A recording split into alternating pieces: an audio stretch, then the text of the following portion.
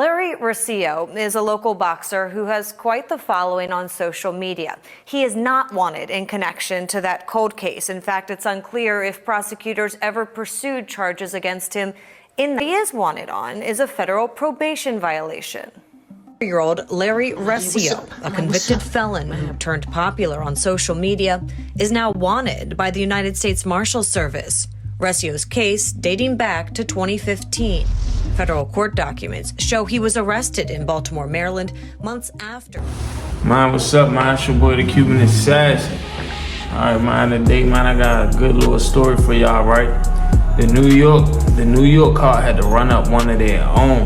You know what I'm saying? He wasn't hot, but he did something hot at another institution. But it's a crazy situation because some people may think like this not hot. You know what I'm saying? But the vote came in, they did a vote, and he had to go. You know what I'm saying? So let me tell y'all the situation and teach y'all how you can have your paperwork good, but if you do something hot in that jail or that prison, man, you gotta get up out of there.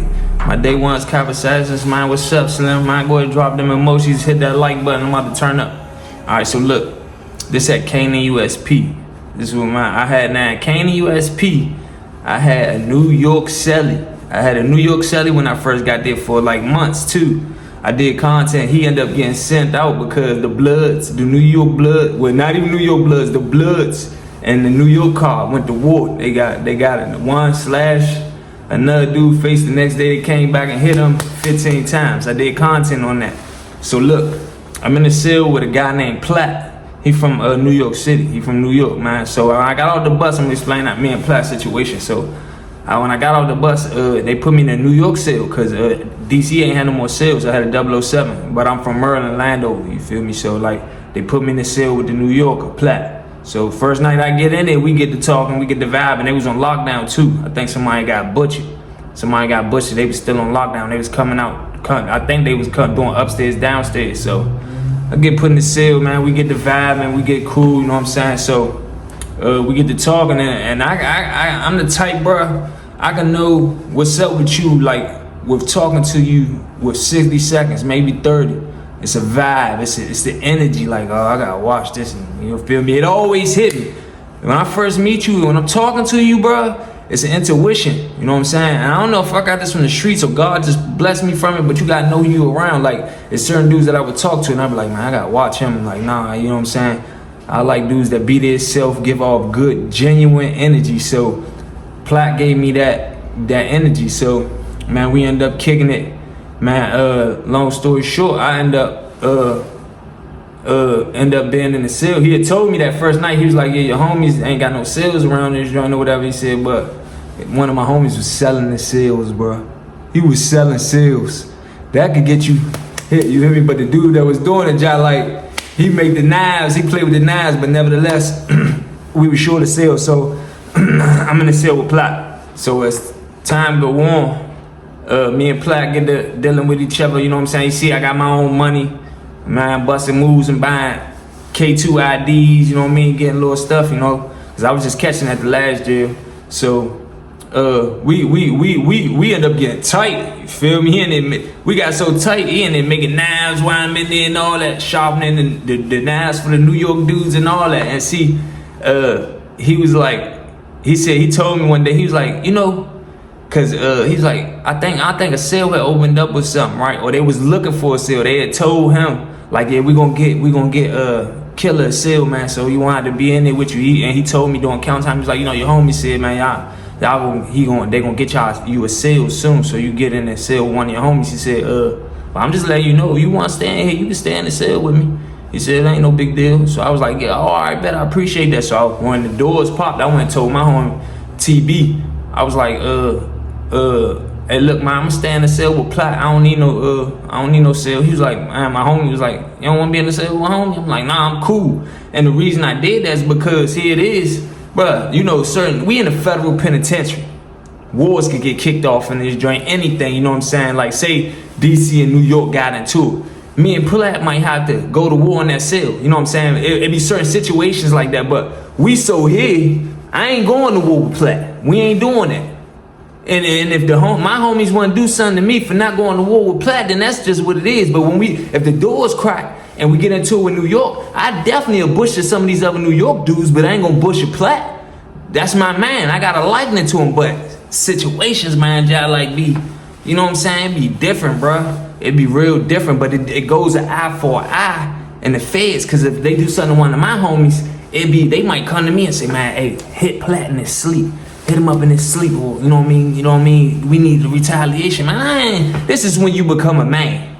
Cause certain stuff though, if you don't follow certain orders or go with certain plans, your own homies will get you up out of there. But this is me. I'm standing on what I believe in and how I'm moving. I ain't with none of that. This New York dude, cool. I'm in the cell with him. Man, I'm rocking out with him. You know what I'm saying? Not saying that I'm not going to aid and assist my homies and stuff, but I'm on man time, bro. You know what I'm saying? Ain't no certain section going to make me do nothing else. Nah, we not doing that. So I was in the cell with Platt. So we locked in now, you feel me? So we bidding or whatever. So Platt had I don't know if he heard the whole yard, but he might have did. But I know he had that building. His word is go. He running this building. He's the #1 for the building. It might have been the whole blue side, because he the one who talked to this guy about this situation. So Platt's the one that reads their paperwork, because in the feds you get 30 days to get your paperwork.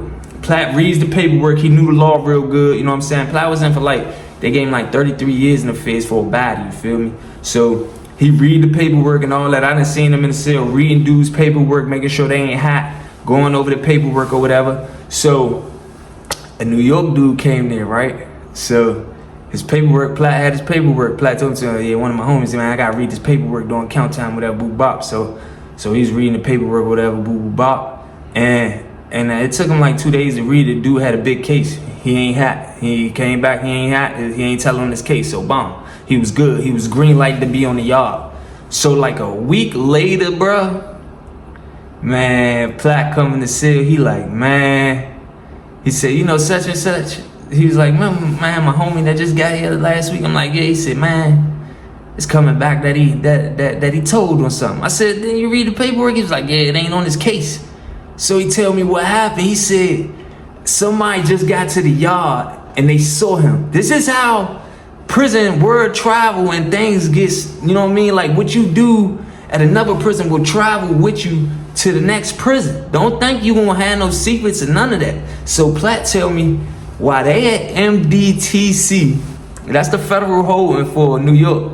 He said it's a guard. So, you know, guards come do their rounds on the tip or whatever. You know what I mean? They walk around, make sure you're not going on looking sales. They all right in there and keep it moving. So it was a female guard on the tip. Now I want y'all opinion on this too.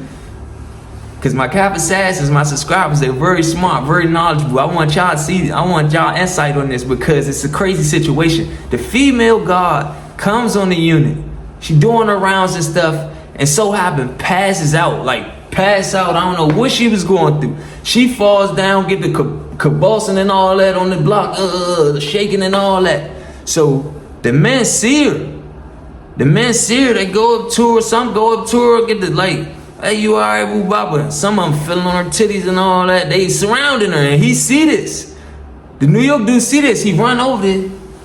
So the New York dude sees what's going on. She on the ground, inmates around her, you know what I mean, couple of feeling on her or whatever the case may be. He runs over there, bruh. Everybody back up. Grab her walkie-talkie, say, man down on unit, boss. We got a man down. Police comes in there, rush in the joint, hit the joint, push, lock in, make everybody go to their cells. They aid and assist the woman, take her out. Boom. So Platt told me the story. He said, some of the men are saying that they don't like that. He said, to be honest, I don't like that. He said, I don't like that. And he want my opinion on it. He that was some police stuff. He said, this is what I'm saying. He said, they are, it's us and then it's them. He said, if one of them is about to pass away, go ahead and let them pass away. You know what I'm saying? Because we have certain situations. They don't help us, bro. They don't help us. We begin in knife fights, Man, they lock us in our cell. We won't get showers. Man, we really get abused by the police. And it may not be all of them, but it's majority. And see, this is the thing. They gonna ride with their coworkers at the end of the day. Even if they do want to do something, they not doing it because the rest of them is like, nah, don't do that. And they will be outcast. So now here it is, this guy done, you know what I mean, called Dave, man down. He said when he got on the walkie-talkie, he said when the dude told him about the walkie-talkie, talking about man down on the unit, he said he really ain't like that. I said, Dave, so he asked me about a paid. I said, I said, this is us against them, bro. I said, I give him a thumbs down. I gave him a thumbs down. Straight up. Man, I ain't helping no police, you know? Like, and this is where it come back to. I'm like, dang, what he say he did it for? Like, was he trying to get back on his case? Did he think that was gonna help? They still gave him a whole bunch of time. You know what I'm saying? So, like, they was saying that. You know what I mean? It was a couple of men saying like, nah, that's all right, or whatever the case may be. But majority rules, he said, and he the one who called the shot. So he like, I don't like it. He said, I don't like it. He said, yeah, you gotta go. He said, we gotta get him up out of here. You know what I'm saying? So this is the thing, dude. He ain't no little dude. He ain't no soft dude. I forgot what he was there for. I'm never gonna lie to y'all. But so Platt like, yeah, he gotta go. So now. And mind you, okay, when you about to get somebody, see, it's different ways to check a guy into protective custody. First and foremost, men do not like checking in because it's a bad rep on your name. Like, oh yeah, you checked in. You know what I'm saying? Like niggas push down on you when you checked in. So when you go check somebody in, they might have a knife on them. You know what I'm saying? And you might tell them to check in, they whip the knife in. I ain't going nowhere, get the slinging the knife, or they get the fighting on the yard. You know what I'm saying? So like, it's different ways. The checking in somebody is very dangerous. Telling somebody to leave the jail. You know, gang members, this is how gang members do it. Gang members, they ain't even gonna tell you leave the yard. They gonna beat you up. They gonna straight out, boo, bop, bop, 2 on 3, something that ain't gonna be no discussion, no nothing. It ain't gonna be no discussion. They gonna catch you and probably in front of the police, cafeteria, or even on the yard. And most of everybody know when they about to get somebody, because we about to get put on lockdown. So the checking in people is different. So people do it different ways, you know. So here it is. They called them out to the yard. So we're like, oh, I'm about to go watch this. I'm like, so every time it's about to be some action, I'm trying to go see what they do, because, you know what I'm saying? I want to see who could fight, who gonna push the knife, who gonna get that money, because at the end of the day, when we go to war, I know, oh yeah, Slim can fight. Nah, I got a guy like Bill. If I want to see who their strongest is, because when the war kick off, I ain't worried about him. I'm worried about him. I'm going for all the head dogs that's strong, because I want to eliminate. It's like cutting the head off the snake. Them two can fight, so I'm gonna try to knock both of them out simultaneously. So I'm gonna push that joint in them. I'm gonna hit both of them one time. With the other one, I'm gonna try to hit them good, probably in their face or something. You know what I mean? I really like hitting the dude in his face so the blood can run his eye. He won't have no. He'll have, like, you know what I'm saying? Can't see. You know what I mean? So then I go ahead, you know what I mean? Get it going and getting it on. So, you know what I'm saying? So. Strategies of war. I already didn't beat the war before it even started. So here it is. I wanna see what they do. So they call it a wreck move, right? I go out that joint. You know what I'm saying? So they get them on the yard. This is the yard. So they get them on the yard. They got all the New York dudes y'all like around him. He really in a circle for real with his arms on his back, right? So they telling him. I see Platt talking to him about telling him about. And he tried to plead his case or whatever.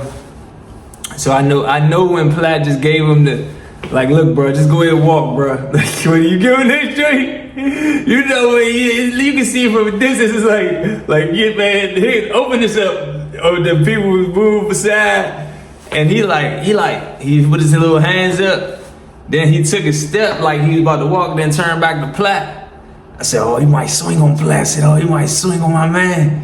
So he said, Platt backed up like Jack got in the stands, and I guess, you know what I'm saying, said to him. Slim just kept the movie, turned around, went to the police.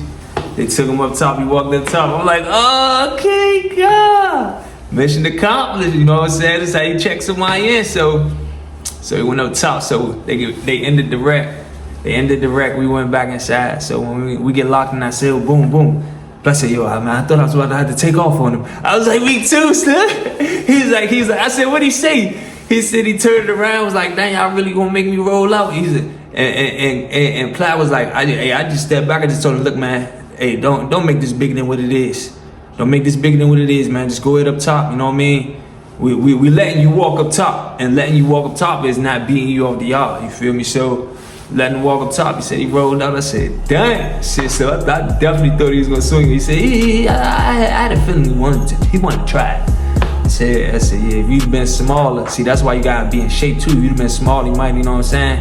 Like, I'm gonna just steal him and just go through, cause all the New York dudes, you can't just let this dude take Platt, you know what I mean? Like, you got, yeah, so it's about, they always gonna jump him, or most of them anyway supposed to just jump him, get him up out of there. But yeah, man, what y'all think? Y'all think he should have stayed on the yard? Y'all think that was a reasonable situation to get him off the yard? And y'all heard my opinion. I said thumbs down, you feel me? Because in this federal institution, they treat us all type of bad. We ain't helping them, nah, heck. But we not helping, I ain't helping them. I don't even care if it's a nice one. You know what I'm saying? Because at the end of the day, they rock with their own, bro. It's a convict code. It's a prison world, man. It's crazy, bro. It's crazy, bro. That's why I be telling y'all these stories, bro. Stay home, stay free, man. Everybody turn the video up, man. Shout out to New York, man. They run the tight shit, bro. New York run the tight shit, man. Shout out to New York.